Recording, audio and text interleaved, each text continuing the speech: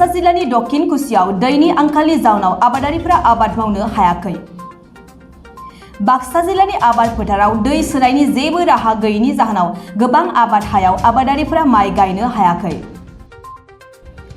बाक्सा जिल्लानि बागानपारा सार्कलनि सिङाव थानाय भारत भुटान सिमना सेरनि दक्षिण कुसि गामिनि दैनि आंखालाव बे ओनसोलनि 600 बिगानिबो गोबां आबाद फोथारा आथिखालाव मोसौ गुमग्रा जायगायाव महर मोनदों।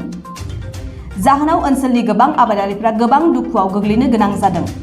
फाग्लादिया दैसानि दैया दक्षिण कुसि दैसाजों गोबारै बोहैलांनायाव दक्षिण कुसि गामियाव थानाय गंसे पाक्कानि बान्दोआ बायलांदों, जायनि जाहोनाव दिनैसिम आबादारिफ्रा आबाद फोथाराव दै दैखांनो हायाखै।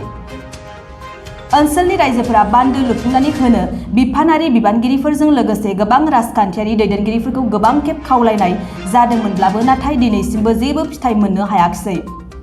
बिटिसि सरकारा थाबैनो बान्दोखौ थेनायनि राहा खालामनानै मुलाम्फा गोनां खालामनो आबादारिफ्रा खावलायहरदों।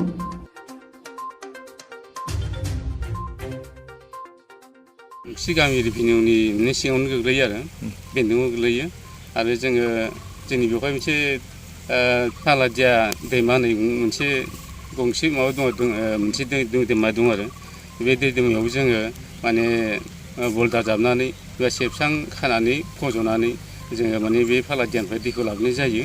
आरो जों जिथु दै लाबोयो बे दंग' नामा जाबाय सायनंगु दुंसि दंग'। आरो बेवहाय जोङो बिनि आफाङाव बे मेन दंग'नि दुंसि मेन दंग'आवनो गासै मोनबा हाखा दं आरो दालाय बान्दो दङ। दा बेयो दा जिथु बाला फबजानाय बियो माने 1 नम्बर 2 नम्बर 3 नम्बर माने बालाहाटा दंग' दालाय आरो बियो बान्दो। दा बे गिबियावनो माने सरकारनिफ्राय मोनसे आरो सहाय मदद मोननाय मोनसे बान्दो बानायनाय जादोंमोन। दा 2 बोसोरनि सिगां बे बान्दोआ गुसेबा गोजौ जानायखाय जेब्ला दैबाना फैयो माने बे बान्दो साजों माने मेन दंग'जों दै बोनायाव एसे खस्थ' जायो आरो बिनि थाखायनो देरद्राय दैया फैनानै बबेथिं थाङो बबेथिं थाङा बिदिनो जेथिं माने गाहाय मोनो बिदिनो दैया माने बोहैलांनाय जाहैबाय आरो दा बालाहाटा दंग'जोंनो बिथिं गाहाय मोनाखै बिथिंनो गासिबो बान्दोजों सिफायनानै माने फैनाय जादों आरो।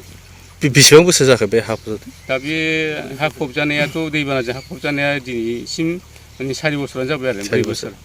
खै बिगासो हाया बेयाव गाज्रि जाना दं दा? दा दैबानाजों फबजानाय जिखिनि आबाद फोथार नङा होमबा बे आबाद थिलिया खमैनो 600आनो जाहैगोन आरो 600 बिगा। दिनैसिम सरकार बिफाननिफ्राय सोरबा बेखौ खबर लानो फैदोंना?